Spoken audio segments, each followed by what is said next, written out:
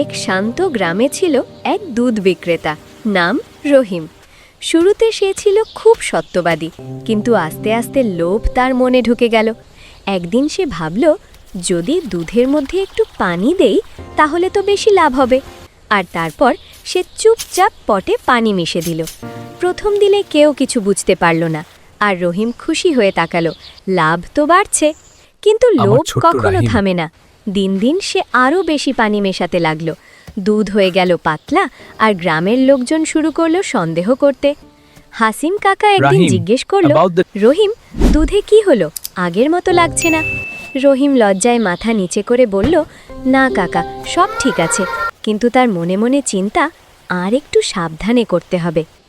তারপরও সে ছাড়িয়ে দিল লোভ। স্কুল থেকে দুধ সাপ্লাইয়ের কাজ পেল সে।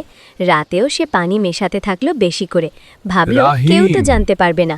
কিন্তু পরের সকালে বাচ্চারা দুধ খেয়ে বলল, স্যার, দুধ তো আজীব। শিক্ষকরাও দেখল দুধ পাতলা আর টাকার মতো ফোমনি। হেডমাস্টার তখন রহিমকে ডাকলেন। রহিম, তিনি বলেন, গ্রাম তোমায় বিশ্বাস করে, কিন্তু তুমি কি ওই বিশ্বাস রাখছো? রহিম আর কিছু লুকিয়ে রাখতে পারল না। মাথা নিচে করে বলল, হুজুর, আমি ভুল করেছি, লোভে পানি মিশিয়েছি। হেডমাস্টার বলেন, মানুষ ভুল করলে শিখতে হয়, সততা রাখলে বড় হবা তুমি। রহিম চোখে জল নিয়ে প্রতিজ্ঞা করল, আজ থেকে আর কখনো পানি মিশাবো না। তারপর সে সব পানি মেশানো কাপ ফেলে দিল, আবার নতুন করে সত্য নিয়ে কাজ শুরু করল। সকালবেলা গরুর দুধ তুলে সে হাসল, এইবার শুদ্ধ দুধ দেব। ভিলেজার্স আবার লাইনে দাঁড়ালো, এইবার সবাই হাসল দুধের গুণে। হাসিম কাকা বলল, এবার আগের মতো শুদ্ধ দুধ পাইছি। কিডসও স্কুলে দুধ খেয়ে খুশি।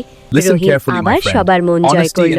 সে বুঝতে পারল, লোভ মানুষকে নষ্ট করে, আর সততা মানুষকে আবার সম্মান এনে দেয়। ভিডিওটা ভালো লাগলে চ্যানেলটি সাবস্ক্রাইব করুন আর পাশে থাকা বেল বাটনে ক্লিক করে দিন।